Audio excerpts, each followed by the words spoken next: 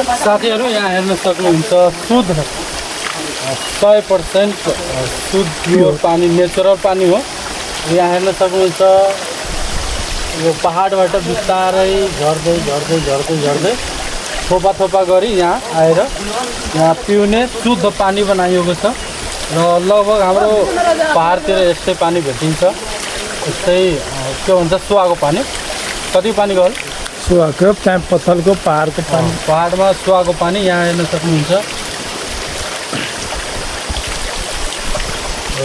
एकदम पानी एकदम टेस्टी छ, राम्रो छ।